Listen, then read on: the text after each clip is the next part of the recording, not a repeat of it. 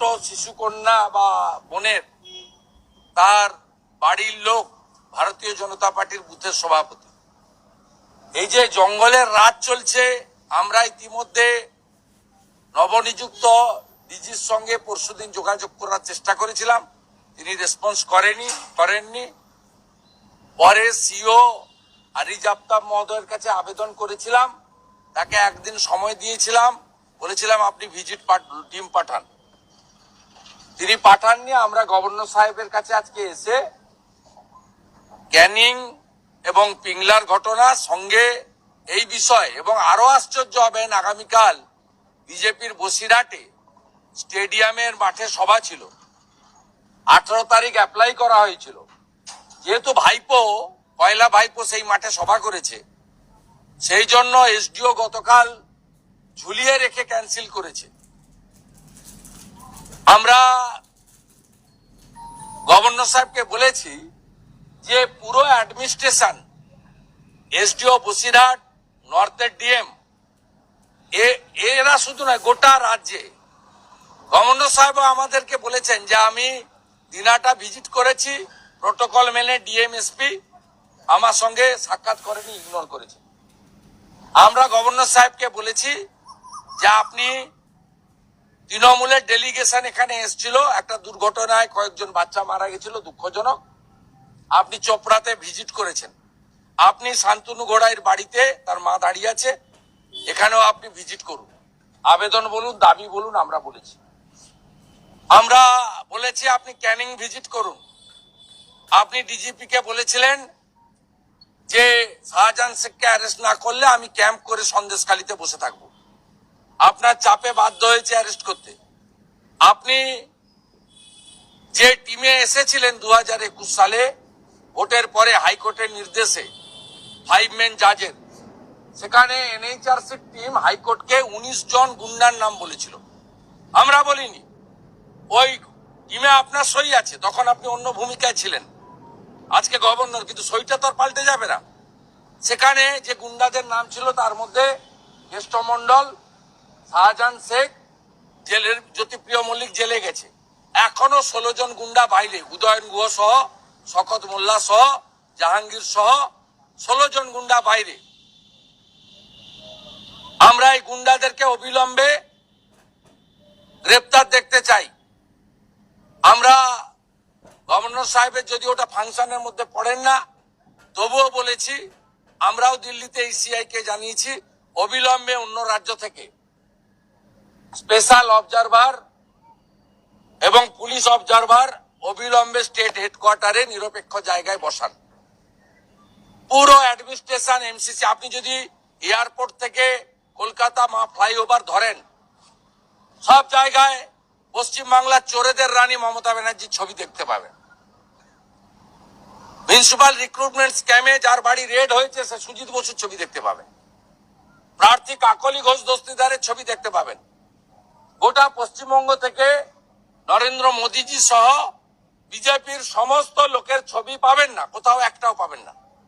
কিন্তু আপনি পশ্চিমবঙ্গে কয়েক হাজার জায়গায় এই রাজ্যের টেন্টেড চিফ মিনিস্টার অত্যাচারিণী মমতা বন্দ্যোপাধ্যায়, চুরি দুর্নীতিতে যিনি মাস্টার ডিগ্রি পেয়েছেন, তার ছবি সর্বত্র পাবেন।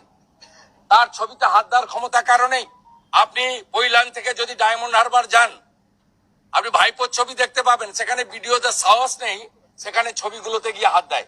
তাই এমসিসিটা কি গোটা ভারতবর্ষে সব জায়গায় একরকম, পশ্চিমবঙ্গে একরকম? আমরা যা করার করছি। গভর্নর সাহেব কথা দিয়েছেন এই ফ্যামিলিতে তিনি ভিজিট করবেন। ক্যানিং এর ব্যাপারে অ্যাসিওর করেননি, তথ্য নিচ্ছেন, কিন্তু শান্তনু ঘোড়াইয়ের বাড়িতে তিনি ভিজিট করবেন, তার বাচ্চার ভবিষ্যতের পড়াশোনার দায়িত্ব তিনি নেবেন বলেছেন। এমসিসি উঠে গেলে তিনি সব বিষয় দেখবেন, কিন্তু তিনি অতি সত্বর ভিজিট করবেন। আমরা বলেছি আপনি তৃণমূলের ডেলিগেশনের দাবিতে আপনি যদি ভিজিট করতে পারেন চোপড়া, আপনাকে পিংলাও যেতে হবে। শান্তনু ঘোড়াই ফ্যামিলিকে বিজেপি করার অপরাধে খুন করেছে, আপনার পাশে দাঁড়াতে হবে। গভর্নর সাহেবকে আমরা ধন্যবাদ দিয়েছি যে দিনহাটা আপনি গেছেন, আপনি কনস্টিটিউশনকে প্রোটেকশন করার জন্য মানুষকে বাঁচানোর চেষ্টা করছেন, এই জন্য আপনাকে আমরা ধন্যবাদ দিয়েছি। বাবু, আজকে সোমনাথ শ্যাম তিনি একটি অভিযোগ করে বলছেন হলুদ ফাইল আছে তাদের শুভেন্দু অধিকারী এবং অর্জুন সিং চাকরির দুর্নীতিতে জড়িত আমার কাছে প্রমাণ আছে। হ্যাঁ, প্রমাণ দিন। ওর মালিককে এতদিন দেয়নি কেন? ওর মালিকের নাম মমতা ব্যানার্জি। ওই মালিক 42টা মামলা করেছে আমার বিরুদ্ধে, কোনোটাই প্রমাণ করতে পারেনি। বিধানসভার রেকর্ডে বারবার বলেছে পুরুলিয়ার চাকরি, মেদিনীপুরের চাকরি, একটাও প্রমাণ করতে পারেনি। ওই কর্মচারীর কথার উত্তর দেওয়ার দরকার নেই। ওই কর্মচারীটাকে বলবো, তোমার যদি সাহস থাকে তোমার মালিককে ওই ফাইলটা দেবে। তোমার মালিকের পিয়ারের রাজীব কুমার আছে, এখন ডিজি নেই। যদি কিছু করার ক্ষমতা থাকে করে নিতে বলবে, করে নিতে বলবে। আমি 4 বছর ধরে মমতা ব্যানার্জিকে বারবার বলছি, ক্ষমতা থাকলে করে নিবেন। যতগুলো মামলা করেছেন হাইকোর্ট আর সুপ্রিম কোর্ট আপনার কান মুলে দিয়েছে। ভবিষ্যতেও মিথ্যা অভিযোগ করলে তার সমুচিত জবাব আমি দেবো। আপনাদের বোর্ডের কথা বলে তথ্য দেওয়া হয়, কিন্তু ইউসুফ পাঠান থেকে শুরু করে কীর্তি আজাদ প্রত্যেকেই তো বাইরে থেকে আসে ক্যান্ডিডেট। তাহলে তৃণমূলে বোর্ডের কথা তথ্যটা ওদেরকে জিজ্ঞেস করুন, না আমাদের জিজ্ঞেস করছেন। ওদেরকে জিজ্ঞেস করুন। আমরা মনে করি সব ভারতীয় ভারতের। কাশ্মীরের লোকও পশ্চিমবঙ্গে লোকসভায় লড়তে পারে, পশ্চিমবঙ্গের লোকও গিয়ে গুজরাটে লড়তে পারে। এই তত্ত্বটা আমদানি করেছে যেন পশ্চিমবঙ্গ একটা আলাদা দেশ। এখানে আলাদা, তো আপনি তো দেখে ফেলেছেন বিধানসভায় বলছে পশ্চিমবঙ্গের জাতীয় সঙ্গীত গাওয়া হবে।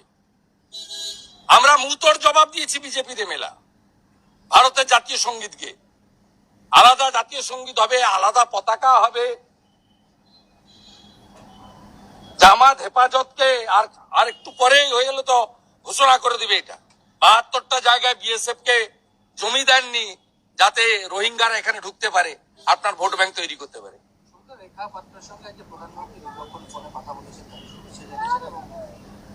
আমি নন্দীগ্রাম থেকে দুপুর থেকে বলছি, এবারের নির্বাচনে সব জাতীয় ইস্যু, রাজ্য ইস্যুর বাইরে গিয়ে সাথে দুটো বড় ইস্যুতে ভোট হবে।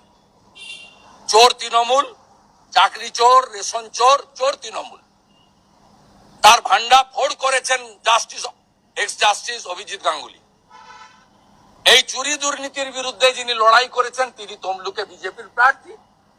আর নারী নির্যাতন, মধ্যরাত্রে ডেকে পিঠা খাওয়ানো তৈরির নামে মহিলাদের উপর, মায়েদের উপর অত্যাচারী তৃণমূল, শাহজাহানের দল, মমতা ব্যানার্জির দল। এটা হচ্ছে সন্দেশখালীর মহিলা নির্যাতনের প্রতিবাদে হাজার হাজার মহিলা লড়েছেন।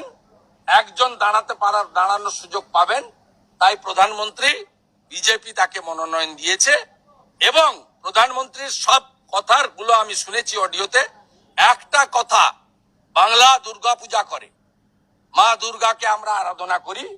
আমরা মা দুর্গাকে মনে করি অসুর বধ করার জন্য মা দুর্গাই আসল। আজকে শক্তি স্বরূপা বলে সন্দেশখালীর মা বোনেদেরকে প্রধানমন্ত্রী অ্যাড্রেস করেছেন থ্রু রেখা পাত্র। এটা আমাদের কাছে বড় প্রাপ্তি। আমরা কেউ ভারত পিতা বলি না, ভারত মাতা বলি। মায়েদের গায়ে যারা হাত দিয়েছে, মায়ের ইজ্জত সম্ভ্রম যারা লুণ্ঠন করেছে, তাদের কেউ ক্ষমা করবে না। হাঁসখালি থেকে কালিয়াগঞ্জ, আজকের শান্তিপুর, বাড়িতে বাবা মা ছিল না, বাচ্চা মেয়েটাকে কি করেছে ছবিটা দেখুন।